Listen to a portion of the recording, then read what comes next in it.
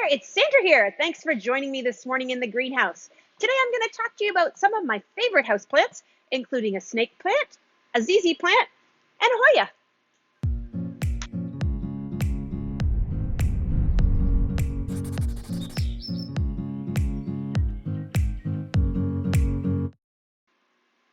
Hey there, good morning. So as I mentioned in my intro, I'm going to talk to you about some common houseplants, some that are my favorite for a few reasons. And I've also grouped them together because they have similar kind of care needs. So I thought that makes it a little easier. All the information kind of goes across the board for these three types of plants. So I'm going to talk kind of one at a time, but they'll overlap as well. So if you're joining me this morning, I'd love it if you'd give me a thumbs up or a wave. If you have any questions, I can see them on my screen here in real time. So I'll do my best to answer them during the video if you're tuning in live. And then hopefully we can have a little bit of, it might answer a few questions for you that I haven't thought of as part of my talk this morning. So first up, I'm going to talk to you about one of my failures as a plant parent, and that is my snake plant. So my snake plant looked like this, and it was in a pot a little bit bigger than this, but I really liked this pot. And it would look really nice in my bedroom. So I decided that my snake plant could go in this giant pot. However, I didn't really do my research enough to realize that snake plants, as well as ZZ plants and Hoyas, don't like to be upsized too quickly.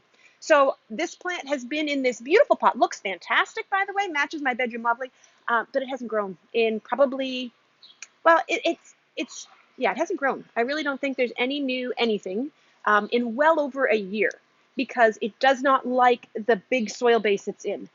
And I'm really hesitant now to screw it up even more by potting it back into a smaller pot. So I'm just going to leave it like this, but I'm hoping that you can learn from my mistake. And the first thing I want you to know about snake plants, as well as these other two, is they do not like to be upsized too quickly. Lots of people think they need to repot their plants and put them in bigger pots and what have you. Sometimes you do. I mean, things do get root bound eventually. We've actually had snake plants like this that bust through the sides of the pots. These plastic grower pots, they eventually will actually just like bust right out the side of it. Of course, that's a sign that it needs to be in a little bigger pot. But instead of going into something this big, which clearly is a lot bigger, I should have put it into something this big, which has a little bit of room around the outside. So I would say the guide is, if you can fit your old pot inside the new pot with a bit of space. Can you see that okay? Yeah, you can see there's a little bit of space around that. That's a good next size pot. I think our hesitation is, as a plant parent, is you think, well, I don't want to spend, $9 on this pot this year and then have to upsize it again. But if you want your plant to grow and be successful, that's something that you might want to consider. These are pots that we have. We've got a whole series of them in different sizes, which is kind of cool. And they can have the holes popped out if you want to, or you can leave them without the holes. But they are a good next size pot because there's so many sizes. The other thing that we often recommend people do, and I did not do that in this case, is to put their grower pot inside their decorative pot so that you have the option of pulling it out easier. Things get waterlogged. You can help it dry out easier if it's not in a decorative pot. There is no drainage in this pot, which brings me to my next important thing to tell you about snake plants. Do not overwater your snake plant. They don't like it. They won't do well. I had one of my kids actually almost killed her snake plant by overwatering it. So too much love is not a good thing for these guys. They like to keep it on the dry side. So you want to make sure it dries out in between. So this pot, I don't know, you can't see that very well. Let me turn it a little bit. It comes out. This is a decorative liner. This is like super dry soil right now, and I let it do that in between waterings. Part of it is, it's not in a spot that I think to water very often. So it's part of the reason why I picked this plant for this spot. If I dig down a couple inches, there's still some moisture in there. So this plant certainly has moisture around its roots. It's not completely dried out, but I am hesitant to water it too often. For one, there's no drainage in this pot. So if I overwater it, it's got nowhere to go. And I just know it's going to be happier without too much water. So that's my little spiel about snake plants. If you have any questions about snake plants, please hit me up. I'd love to hear what you have to say. There's different kinds of snake plants. That's the other thing I'll tell you. Some of them grow big and tall like this. This one will get taller for sure. This is, I can't pronounce it, Sansevieria zealancia. And we also have some here, didn't bring one over to show you, but they're called a bird's nest Sansevieria. They're really short, really cute. So it depends a bit on what space you want to have for it. Just recognize that there's lots of varieties of Sansevieria. Do a little bit of research if you want a certain height, size, characteristics like that, but they're all going to have the same watering and light needs. Which brings me to the other part. Light needs, very minimal. This plot in my house is it's in a medium to low light situation. So it's a couple feet from a window, and it's a east facing window. So it doesn't, it kind of in between an east and a north window. So it gets indirect light, but it's certainly not super bright. So that's another nice thing about this plant. It's hard to find, for me, it's hard to find enough window space for all the plants I want. So I have to for sure find some plants that have lower light needs. So I think that's my deal about the snake plant. The next thing I'm going to talk to you about is my Hoya. Oh my goodness, I'm in love with this Hoya. So this is the Hoya that I bought. Hoya, Carnosa, but it has another name to it. It talks about it being a variegated leaf, okay? And we have some of these here, probably about 8 or 10 of them left. And mine looked like this. It was maybe a little bit bigger when I got it. I had it in this pot, essentially, for a year and a half. I'm trying to remember when I got it. But now I'm going to show you mine. It's in a hanger on my bathroom wall, so it looks like that. Isn't it so pretty? I just love it. The thing about Hoyas is they really do prefer to be root bound. So when I took this pot, it's hard to see this container. It's really quite a small plant base. So it's flat on the back because it hangs on the back this way, hangs on my bathroom wall, and it's got like a triangle shape. I had to shove this pot. I had to get rid of some of the soil, and I had to shove this pot down into this container, like really shove it. I was like, I hope I'm not hurting it, but I know that Hoyas like to be a little root bound, so I'm going to give it a shot. And oh my goodness, it has just thrived in this container. So I'm certainly not going to be replanting it anytime soon because I really like it. I love the pink leaves and the just the kind of variegation to the leaf. I think it's super interesting. Hoyas also, they're kind of a succulent-y plant. You really, really don't want to water them too much or let them sit in that water. So this container, like I said, has very little soil, and the soil is, I would say, a good draining soil. It's not very peaty. It's probably more like almost a cactus soil.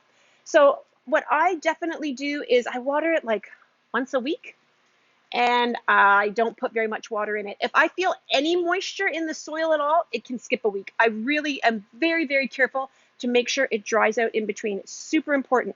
I know, I'm just going to see here, hold on a second. Leanne has the same Hoya that I have, and hers is not doing very well.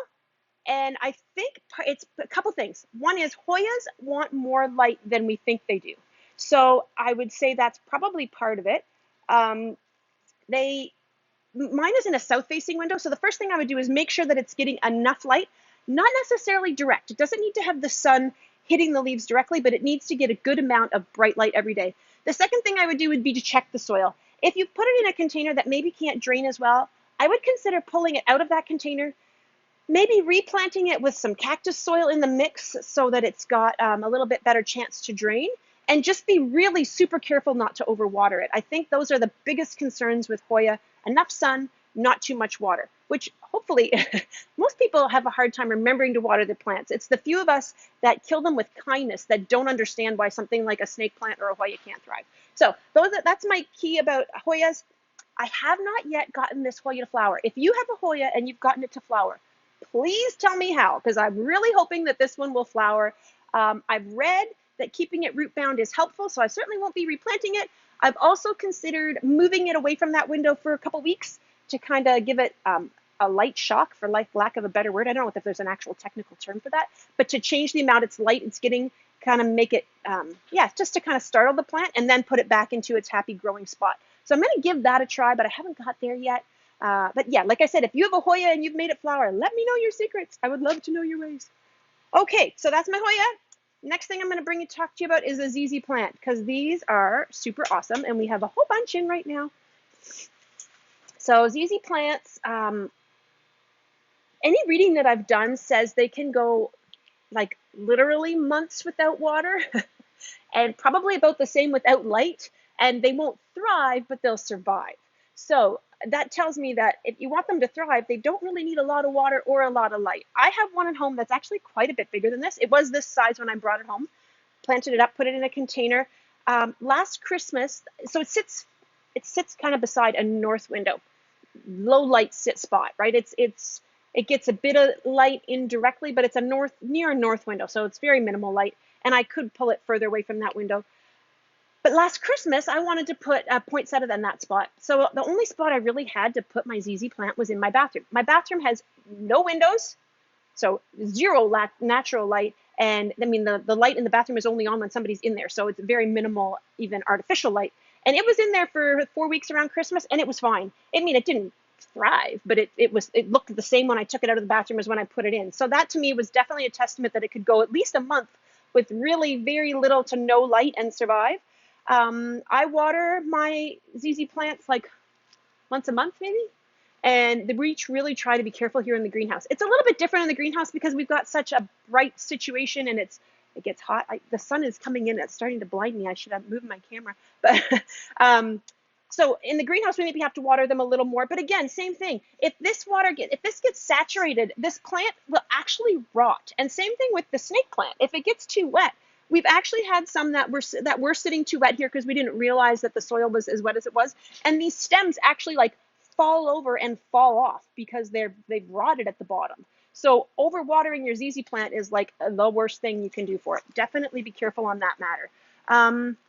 And again, same thing for the soil. If you're having an issue with it, you might want to consider repotting it, putting in some cactus soil mix, and hopefully that'll help. These are really cool when they get new stems. I didn't grab one to show you, but they look really cool as they're popping up. Really, really a pretty, pretty plant. So that is kind of my spiel about these 3 plants. It's soon getting to the time, so I don't fertilize my houseplants in the winter at all, but it's soon getting to the time where I'm going to start fertilizing them.